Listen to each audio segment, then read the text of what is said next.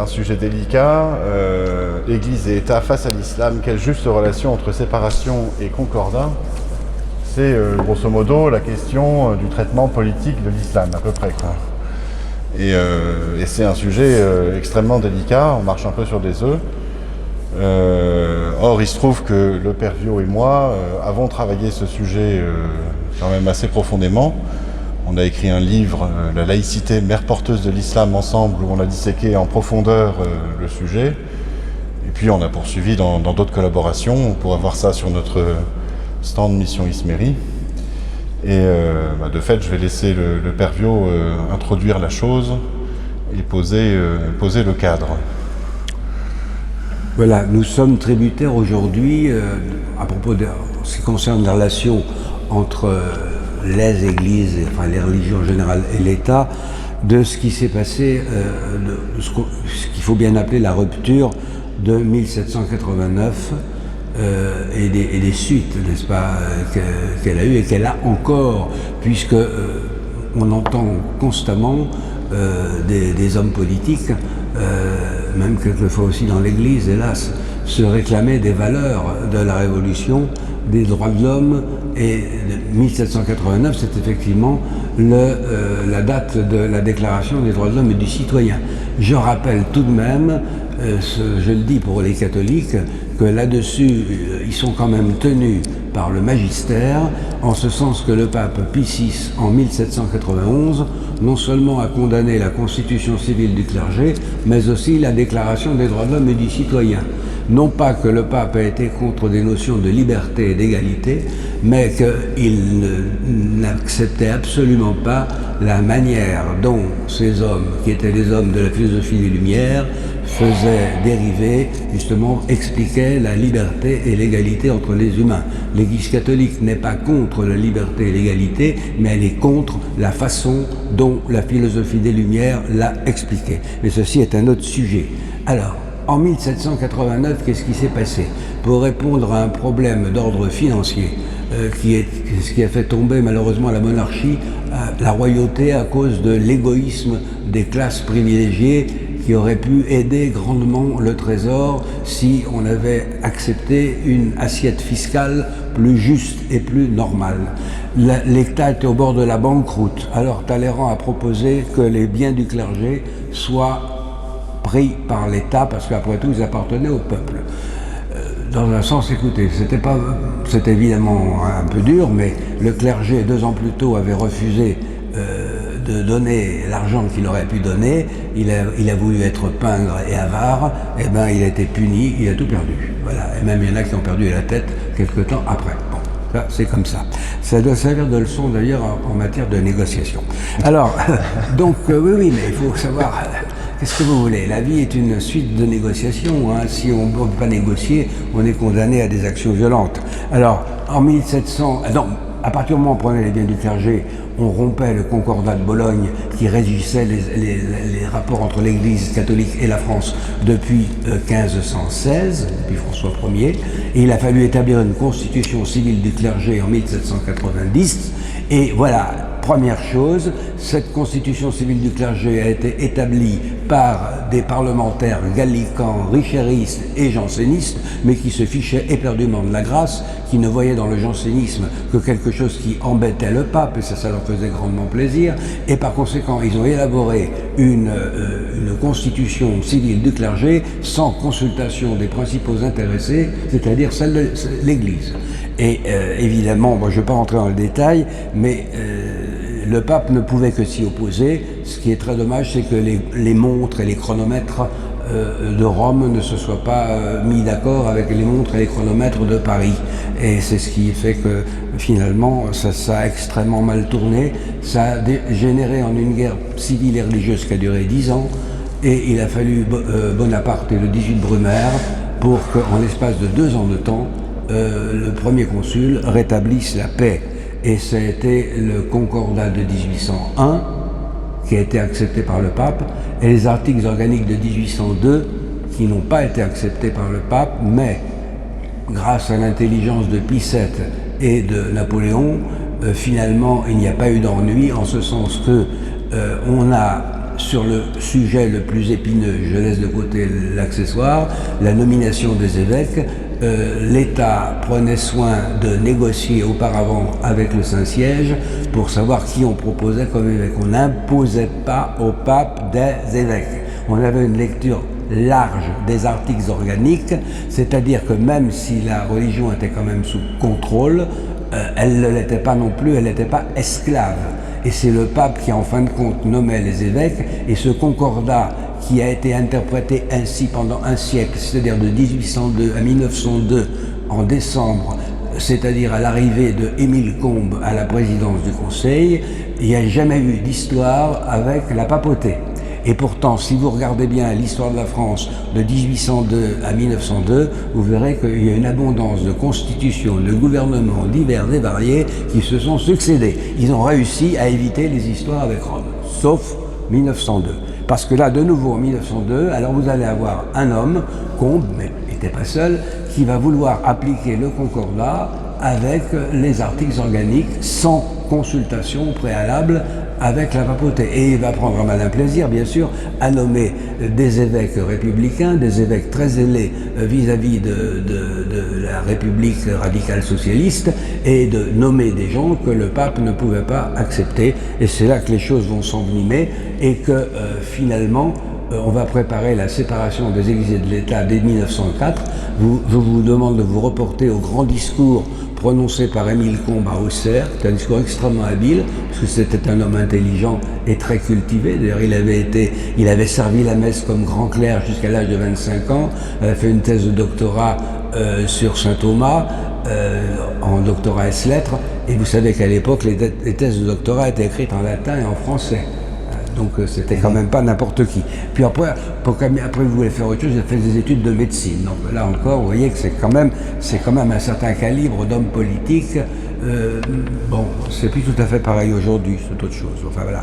Bon, alors pour ce qui concerne Émile Combes, évidemment, il a eu, heureusement pour nous, son ministère a dû démissionner, et donc à cause de l'affaire des fiches, du scandale des fiches, et donc c'est un autre gouvernement, celui de Maurice Rouvier, qui a donc discuté à la Chambre pendant à peu près 9 mois, et Aristide Briand a été nommé rapporteur de la loi, et il a été aidé grandement par Jaurès. Mais cette loi de 1905 est un compromis, ça faut bien le savoir, c'est un compromis puisque certains articles ont été votés par les socialistes et la droite, et d'autres par les socialistes et les radicaux socialistes contre la droite.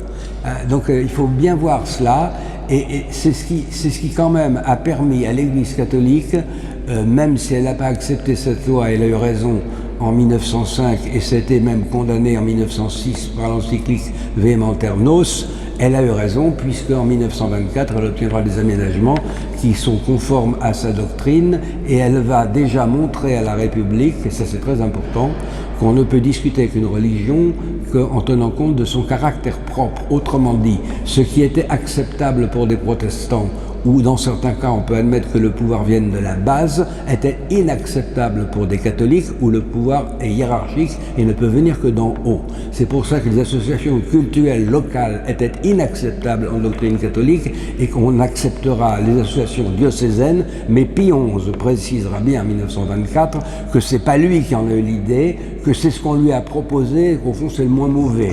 Voilà, mais pour le reste, quant à l'état d'esprit de la loi, qu'il maintenait intégralement les condamnations de son prédécesseur Saint Pie X. Que les choses soient claires là-dessus. Donc la loi de 1905, sur le plan théologique, pour un catholique, elle est hérétique. Elle est hérétique. Même si on peut très bien en tirer. Alors, pourquoi est-ce que finalement on peut vivre avec? Parce qu'à l'époque, eh bien, il y avait que des chrétiens et des juifs. Et que, aussi bien chez des catholiques que chez les différentes formes de protestantisme que chez les juifs, il y a un magistère. Autrement dit, avec évidemment des différences, mais il y a quand même une autorité religieuse qui peut imposer sa norme aux synagogues, aux différentes églises protestantes, et puis bien sûr à l'église catholique. Voilà. Alors, donc c'était possible, et on pouvait ainsi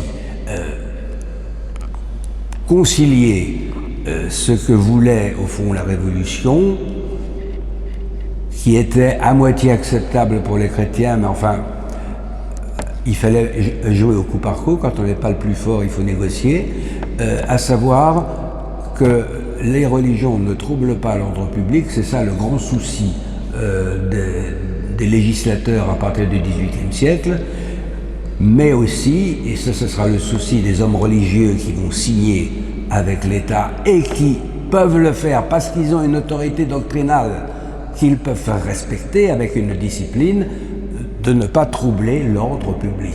Et c'est pour cela que finalement, les choses ont pu quand même fonctionner, certes avec beaucoup de désagréments pour l'Église, mais que c'est tout à fait vivable.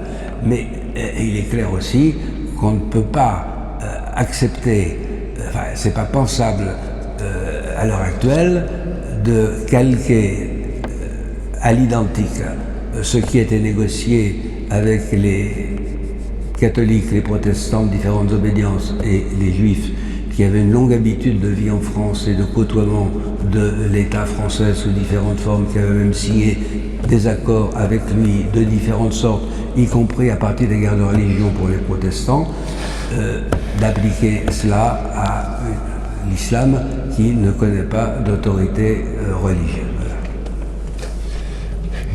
Merci, mon père. Effectivement, vous avez bien posé les choses. Le gros problème qu'on a, c'est la reconnaissance du caractère propre de l'islam. Et c'est le problème, je pense, qu'on a en France pour traiter les problèmes liés à l'islam. C'est que l'islam n'est pas qu'une religion. L'islam n'est pas le christianisme des musulmans. Et donc de ce fait-là, on ne peut pas lui appliquer les solutions, les concepts qui viennent des rapports de l'État au christianisme en particulier.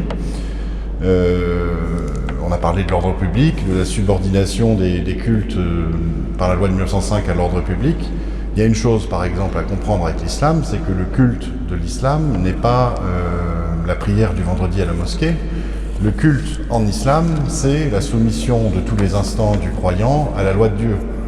C'est-à-dire que porter le voile, c'est l'exercice du culte, manger halal, c'est l'exercice du culte, porter un prénom musulman, c'est l'exercice du culte.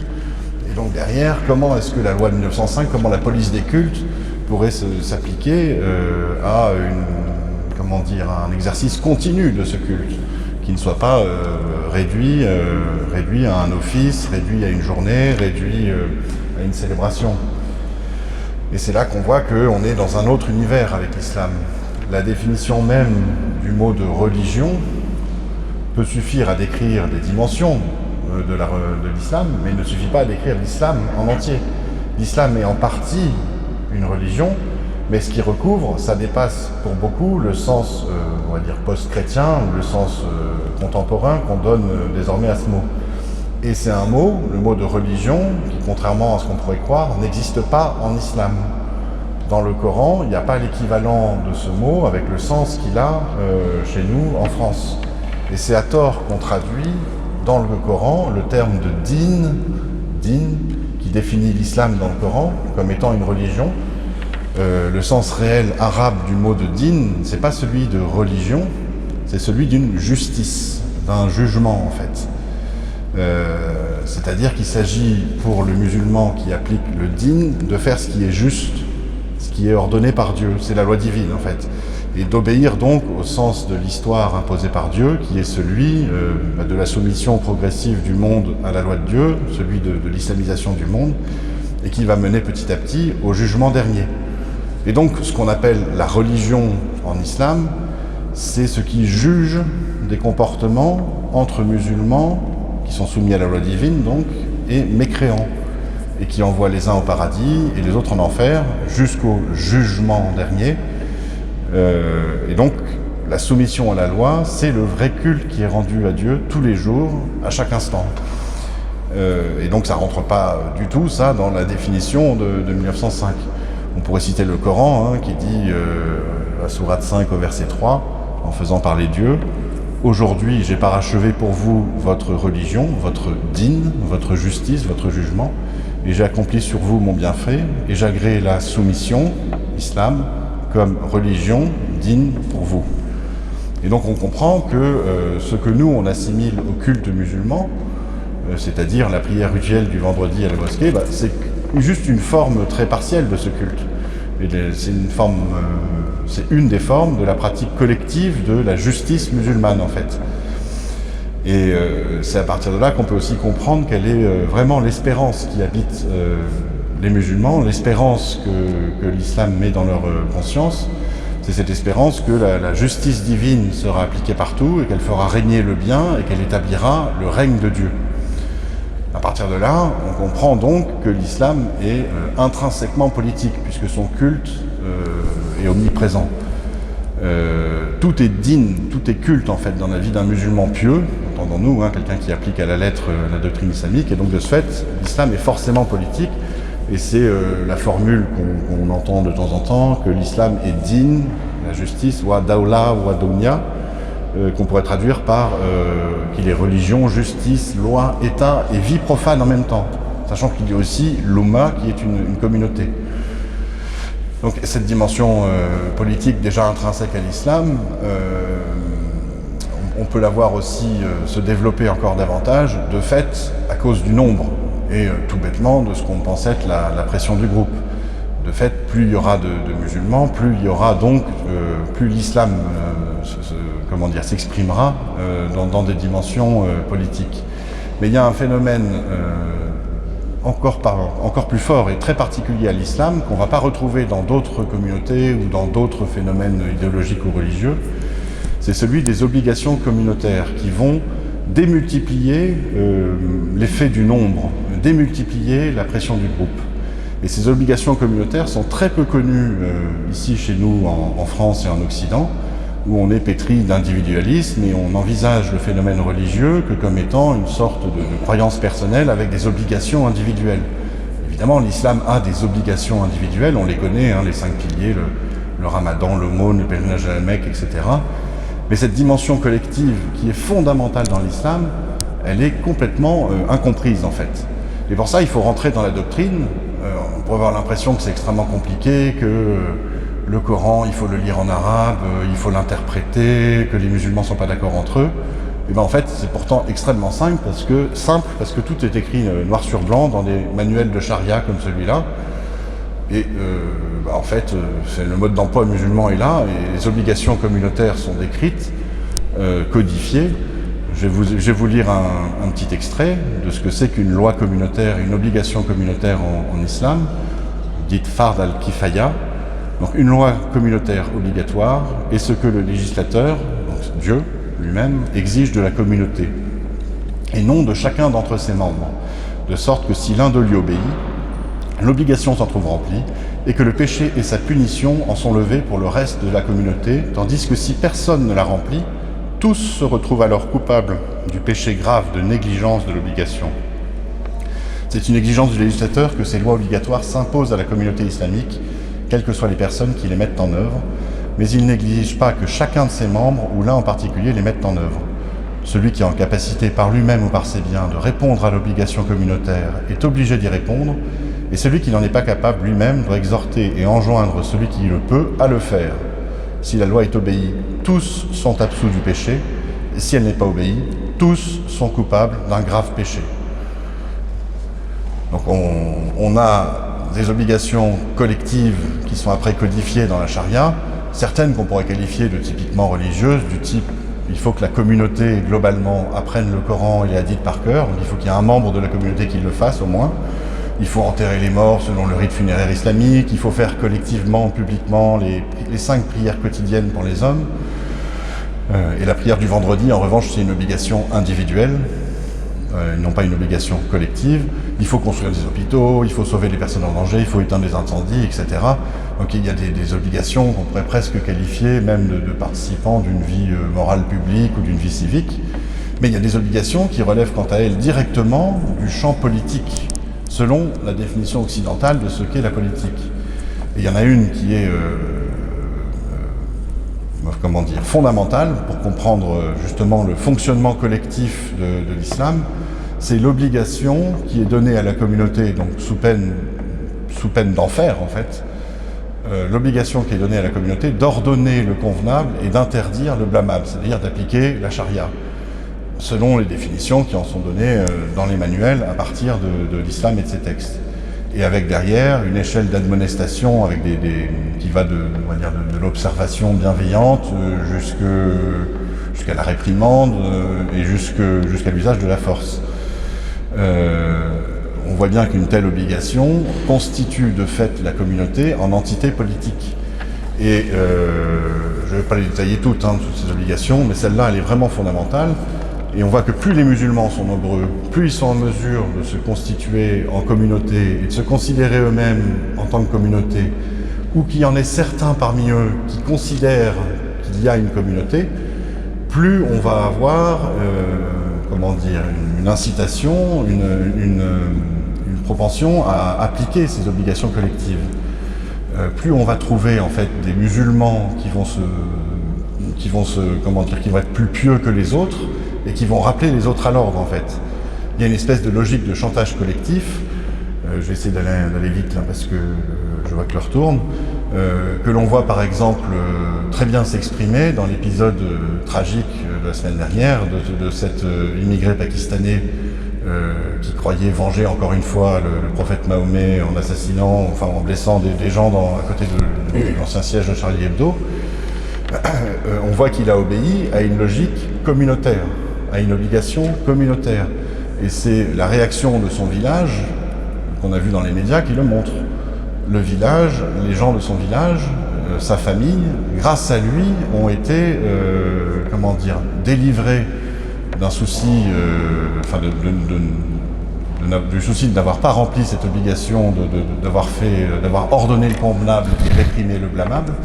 Et de fait, grâce à l'acte de ce jeune, ils vont aller au paradis. Et ils témoignaient de ça. Alors évidemment, tous les musulmans n'obéissent pas à ces logiques. S'il s'agit là de règles formelles dont je vous parle, s'il s'agit de doctrine islamique, je ne parle pas des musulmans en tant que tels. Il y a bien sûr des musulmans, on va dire, en phase de rupture avec ces logiques communautaires, ou qui gravitent autour, ou qui sont complètement acculturés à la culture occidentale et qui n'en veulent pas. Mais il faut comprendre que la communauté elle-même, elle agit selon ces logiques, et qu'elle a tendance à rappeler à l'ordre les musulmans qui voudraient y échapper, en fait. Il se construit, en fait, des communautés avec des sortes de couches concentriques en fonction de l'imprégnation religieuse, au milieu de ces couches, vous avez un noyau extrêmement pieux, et puis vous avez des musulmans entre guillemets de moins en moins pieux, mais qui sont rappelés à l'ordre d'une certaine façon par la patrouille, quoi.